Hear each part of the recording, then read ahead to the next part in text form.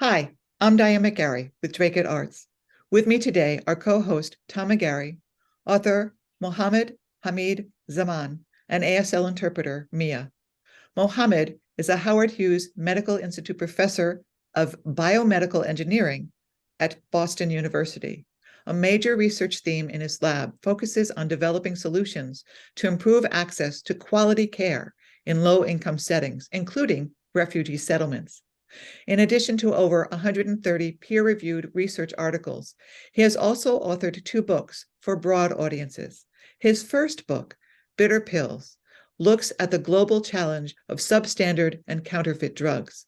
His second book, Biography of Resistance, is focused on global antimicrobial resistance. It is a story of science and evolution that looks to history, culture, attitudes, and our own choices and collective human behavior in creating one of the biggest public health challenges of our time. Mohammed has also developed research and education programs focusing on refugee health at Boston University. He co-founded the university-wide initiative on forced displacement in collaboration with academic, public, and private sector partners in Lebanon, Uganda, and Colombia. Mohammed has written extensively on innovation, refugee, and global health in newspapers around the world. His newspaper columns have appeared in over 30 countries and have been translated into 8 languages. He has won numerous awards for his teaching and research, the most recent being Guggenheim Fellowship in 2020 for his work on antibiotic resistance in refugee camps. Mohammed, your books are fascinating. My husband was intrigued with the insights and information in them. What brought you to this line of research and work? It's first of all, thank you so much for having me. It's a real pleasure to talk to you and sort of work on this wonderful opportunity with you all. So I grew up in Pakistan. I was born in 1977. I grew up in a Pakistan that was a dictatorship. I grew up in a Pakistan where there were millions of Afghan refugees coming in. I grew up in an academic family. Many of these things intersected in my own life and in my own work. I was very fortunate, very privileged to attend universities where there were kind mentors who helped them think and reflect.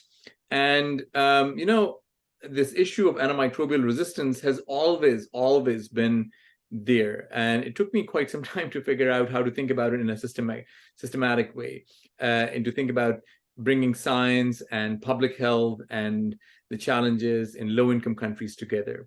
And also sort of just my own background growing up with a family of historians, I've always deeply admired and valued the value that reflection outside of science brings into science and public health, right? So, as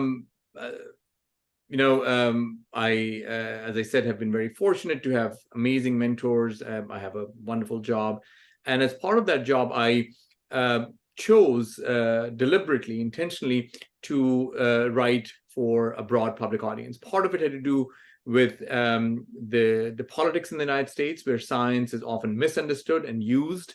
And that's not just in the United States, but elsewhere as well. Part of it is the fact that I want more scientists to engage with the public, and not just in terms of offering something, but learning a lot on the way as well. And part of it is to celebrate the work of people that we don't often hear about, right? Not the celebrity scientists, but people who are working diligently day in and day out in small labs and hospitals.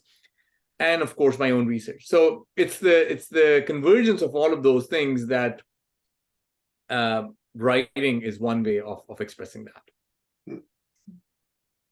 It's interesting. History can really teach us a lot if we don't forget to look at it and see what has come in the past. Absolutely.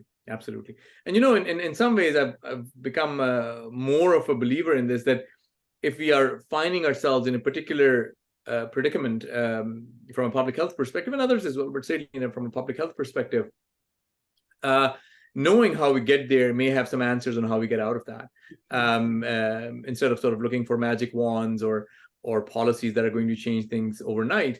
Thinking and reflecting on how we ended up here. Antimicrobial resistance is an example of that. A series of missteps, a series of poor policies, a series of apathy related events has gotten us into this difficult situation. And now, if you want to sort of think of a world where our medicines will work a little longer, where people and vulnerable communities will have access to good care, we have to think about how we ended up here and try to undo those more as well. Yes, I just wanted to put up your book, The Biography of Resistance. It's very these are very important issues to discuss and to bring forward for everyone in a manner that's approachable, because a lot of things get twisted in interpretations, I found, and statistics can be manipulated. It's also, Dan, statistics can also become impersonal, right? I mean, if somebody says that 500,000 people moved or 100,000 people died, there comes a point when those two numbers, which are very different, one is 5 times the other, conjure the same kind of image, right? Imagine 500,000 people or even 50,000 people, right? Those are just big numbers. Our mind doesn't process them in the way, even though one is 10 times bigger than the other. And so there's a danger in statistics. There's tremendous value in that, tremendous value in understanding the scale of something. But beyond a certain point, it just becomes a number. It loses that human touch. So to be able to parse out individual stories of people you and I can relate to becomes very important. And that's why storytelling is important. That's why, as somebody said, creative nonfiction is true story well told, is how I think about it.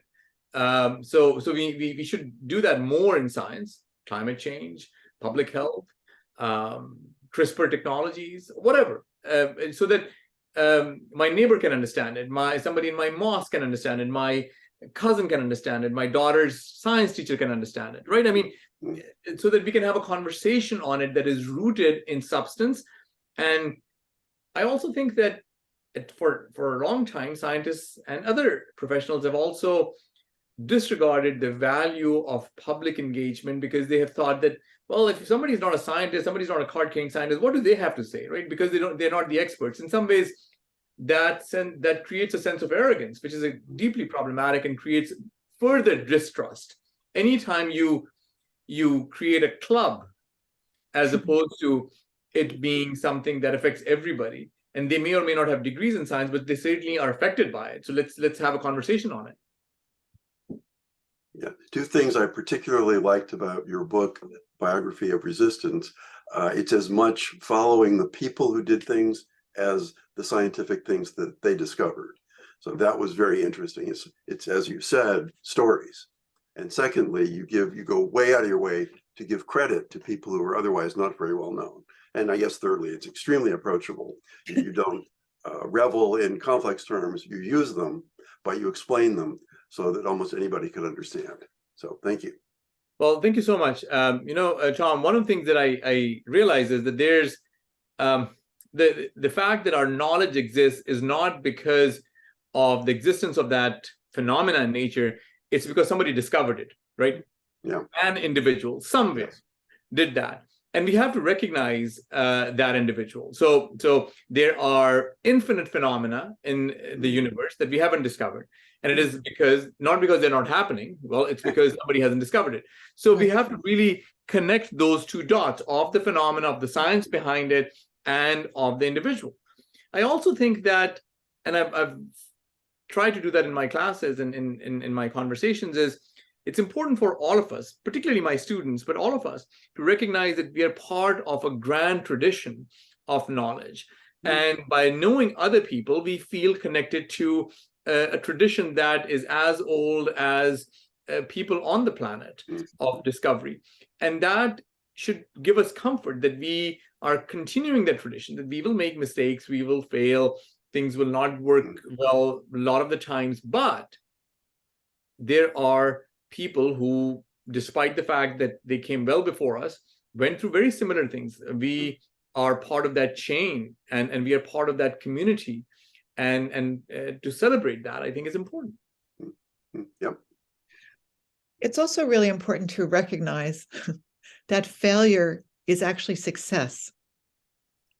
If something doesn't work, then that idea needs tuning, or it needs to be looked at a different way. But if you didn't even ask the question to have the opportunity to get a yes or a no, if you didn't even follow that lead, you have nothing. Yeah, Diane, this is something that really troubles me. This sort of emphasis on winning or success, and sort of this notion that it's all about winning as opposed to the process of discovery, right? I mean, and this is true in the political discourse about winning at all costs. It's true in the corporate discourse about winning at all costs. It has started to even become true in academia, where you're only evaluating success from a very myopic, very narrow window. And that's really troubling, because what it means is that we are no longer willing to take chances. We are no longer willing to really ask difficult questions. And in many cases, we ask only the questions for which we already know the answer, right? So when I'm writing grants, there's at the back of my mind this notion that I should create a hypothesis that I will be able to tell the story of at the end. But that I have to sort of fight that urge, because that doesn't move science forward. If I already know the answer, then the purpose of that exercise is much more minute than a genuine question for which I do not know. And it's much more risky to ask a question to which you have no answer yet.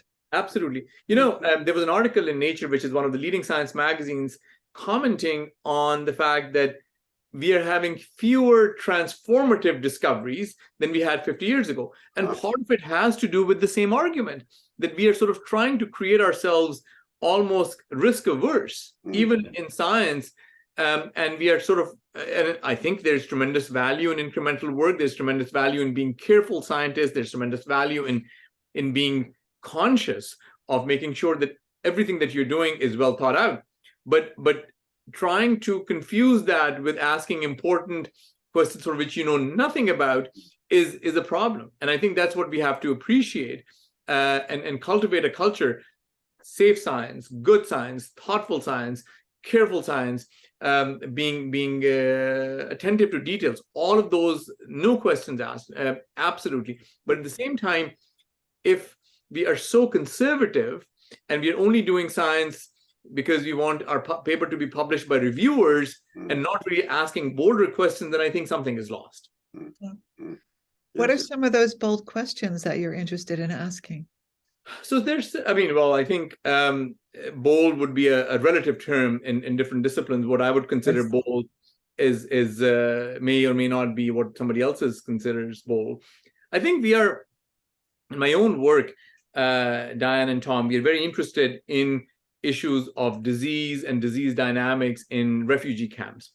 And for far too long, we've thought of these communities as places where the only issue is financial, right? So we have said, oh, it's the same disease that happens in one environment versus the other. It's just that the fact that there are fewer resources. And my argument is actually no. In many cases, the fact that people are living in complex environments, there's a lot of wastewater, there's a lot of pollution, there's this stress, leads to new kinds of dynamics of disease that we don't know. And how do we discover that? How do we really do that work to be able to do that ethically, with a sense of purpose, with a sense of human dignity, all of those kinds of things? But are there new diseases out there that we just don't know about? And how do they get transmitted? And how do we protect the vulnerable people? So that's one of the questions I'm very, very interested in terms of disease dynamics in refugee camps, in urban informal settlements, what we would call slums and things like that. So that's one question we're very interested in.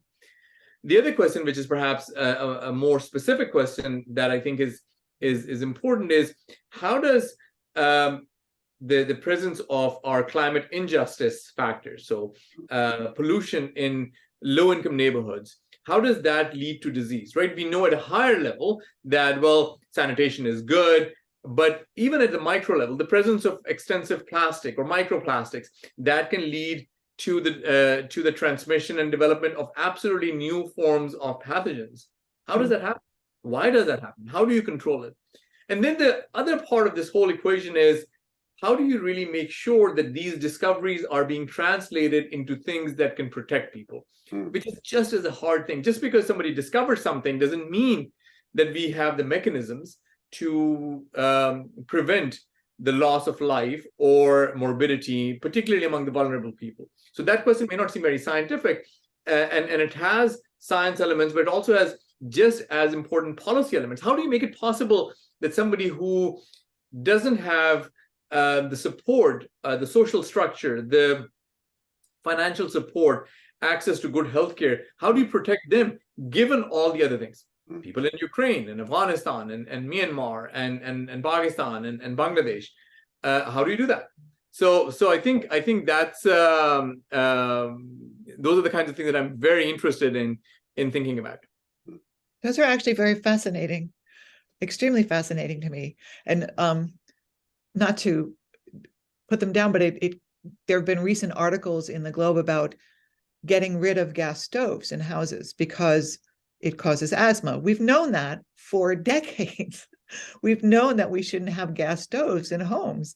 I actually personally prefer them a lot, but that's been an issue. And it reminds me of in the 70s, people were doing all these things to, because the price of oil and heat was going up, they were doing all these things to close off any way for the heat to go out, right?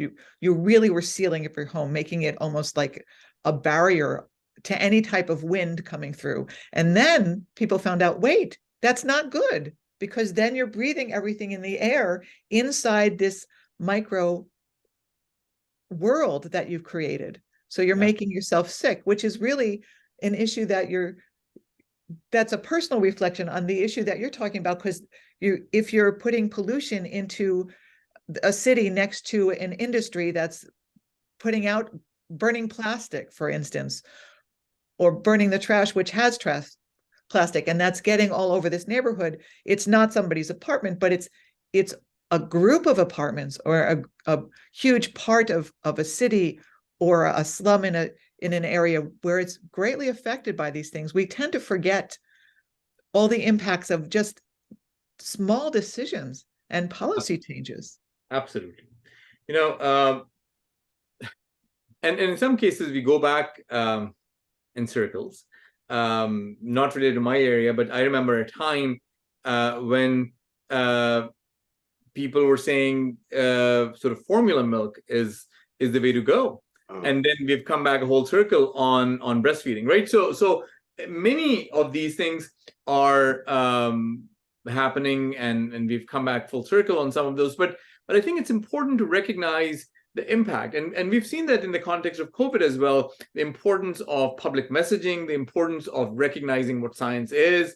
For some people, science is absolute. But I think what we've learned is that scientists themselves may disagree, and often do. What we've learned is that scientists often may not have the right answers. What you have to do is you have to really develop a process in which there is public trust and public confidence that is built in.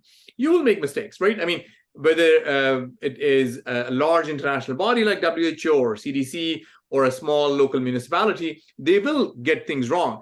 But that's something we just have to recognize. What is a problematic thing is that saying that all science is bad, or all scientists are bad, or all public health professionals don't know what they're talking about, or they're working under some kind of an agenda. That's what undermines trust. Yes. And ultimately, what you have to protect is that trust, that there is a process in which you can see and analyze data and reflect on it and come up with the best possible decision with the data available at that time. Nobody has sort of a window into the future. And my hope with this book is looking back into the past with a sense of deep humility that we got a lot of things wrong, but recognizing that humility should empower us to do things better in the future, hopefully, but also putting us up and saying, look, yeah, we messed up here, we messed up there, we didn't get it right. At times that was driven by, I would say, bad judgment. At times that was the best data available. And at times it was driven by corporate interests. And we have to be honest about it. That doesn't mean that I think scientists are not, by and large, ethical. I think they do great work. But at the same time, we also have to be honest about what we haven't gotten it right and why we need to do better. Well, to expect, for instance, a vaccine to work 100% of the time, no vaccine in history has worked 100% of the time. Well, You're absolutely right, but I think it's also important for people to recognize what a vaccine is and how it operates. Yes, Right? exactly. And recognizing, I mean, that there are these fundamental science limits in which this is going to reach a ceiling, and recognize that there is a risk, but also how do you evaluate other risks, a sense of I would say public health and engagement of what other people's lives are and how to think about that. Tom, you were saying something. So I'm just thinking about your earlier point. I was trying to make a definition for myself of science, and there are many definitions, but the one I'm thinking about at the moment is science is the process of making a lot of mistakes and paying attention. Because your point was that the public has much less trust in science, wanting a complete certainty about things, and that expresses itself in politics and in how one might write grants to get approval and things like that. So there's a lack of trust in people or institutions being able to make mistakes, yet pay attention, see what went wrong, and to fix the mistakes to improve things for everybody. So for a greater social good, I guess. Absolutely. And I think that there is ample room for us to, and a necessity for us to disagree, but do so with a sense of constructive approach, right? So two people may say this vaccine is great, another one says it's good but not great. Somebody would say actually this different vaccine is way better, and that discussion has to happen. That discussion does happen, and that discussion is important. But when you start to undermine the entire process, then anything that process would produce is going to be a problem. So you could be an art historian or a poet or a construction worker. I think the public knowledge of scientific process and public awareness of how science works is absolutely important, whether it happens through television or social media or our own smaller personal networks of communication. That is important for us to understand and put it on, not on some kind of a deity-like pedestal, but a one that is reflective of that reality.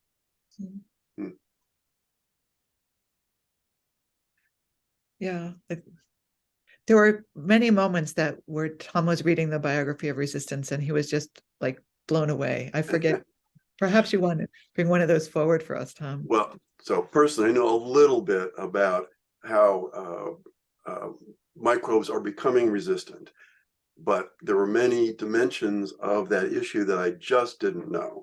So, for example, antibiotics were developed. Initially, they were extremely effective. Over time, two of the things that I was sort of aware of, antibiotics are used in feeding animals so they grow faster. And sometimes people don't take a complete course of antibiotics, and both of those can promote the development of antibiotic resistant microbes. But there were just many, many other ways that this theme expresses itself. So maybe you could mention one or two that I didn't just mention, because there were so many, I can't remember them all right now. Well, so the one that often is and I found that to be fascinating, is that there was a story in the book about people finding antibiotic resistant bacteria deep in the caves in New Mexico, Yes. where there has not been any human activity, right? Yes. So why is that, right? I mean, if our notion of antibiotic resistance is that it's the overuse or abuse of antibiotics, how did way deep underground those bacteria become resistant? And the answer is that actually, this is again why science is interesting and fascinating and important, is to go back and understand how antibiotic resistance works. Antibiotic resistance has been there from the very beginning. So think of it as an arms race. One bacteria develops an antibiotic to get an advantage over its competition, starts to develop it and kill. The other bacteria are like, look, we are not just going to sit here and lose out this battle for resources. They develop a defense mechanism. And that goes hand in hand. A new antibiotic comes, a new defense mechanism comes. And that has been going on, that balance of forces. Otherwise, there would be only one kind of bacteria left in the entire planet, the one that could kill everybody else. But now you have sort of this kind of complexity of this huge diversity of antibiotics and antibiotic resistance, and this tug of war, this arms race going on. So that's why you would find things way deep in the caves in New Mexico. Yeah. The problem is, what we have done is we have sort of tipped that balance. We've sort of thumbed those scales a little bit on that natural order by pumping things in the environment. So now that natural race that was going on is now routinely won by one side, not because of the evolutionary order, but because of the overuse and excessive use, right? So that is important. Thinking that antibiotic resistance started in 1945 would be naive and inaccurate. It has always been there. It becoming a global health problem has to do with how we as humans use it, how we use it in farms, how we use it in veterinary sector and things like that. So that was absolutely fascinating. And related to that is a similar story about an uncontacted tribe in Venezuela that I talk about, the Yanomami at the Venezuelan border, and how that also played out. They have been uncontacted and been in those communities for almost 13,000 years. And the fecal samples or the samples from the place are fascinating to look at that. And then there are other sort of, I think, stories about our own hubris. In late 1950s and early 1960s, antibiotics were excessively used. To a certain extent, they still are, but they were excessively used because there was the sense that there'll always be a new one, right? This sense that science is going at full pace and we'll always have something available there. And that period ended unfortunately in tremendous disappointment. And I hope it leads to deeper self-reflection about taking things for granted. One of the other things that I found, which is one of the hopeful notes, is that the process is actually reversible if we change our attitude. And this is why science and public health needs to engage with our own behavior. Is that, for example, in places, Netherlands, Scandinavia, elsewhere, where antibiotic use has been curtailed, what has ended up happening is drug resistance has gone down. So as communities have sort of shrunk that, the antibiotics which previously could no longer be used can now start to be used again. So we are increasing that runway of the use of those antibiotics. So there's just a lot to learn and engage. And one of the silver linings from COVID, and there are very few because it has been such a difficult thing, is that infectious diseases are now something that people think about more. And there are young students who are now interested in doing research in infectious disease, something that wouldn't have happened 5 years ago. Wow, that's great. This has been really fascinating talking with you. Thank you so much for joining us. I really wish we had more time to talk. Oh, no, absolutely. This is great. And I'll be happy to come and talk again. It was fantastic. Yes, thank you very much. And I need to thank our sponsors too, especially the Massachusetts Cultural Council grants as administered by Concord, Dracut, North Reading, Westford, and the Wilmington Cultural Councils. If you'd like to be a sponsor, please email us at dracutarts@gmail.com or visit our website, dracutarts.com. For more information about our Art Saturdays and our other programs, please go to dracutarts.com and join us in March for our Art Saturday with author Mohammed. Thank you so much, everyone. Great. Thank you.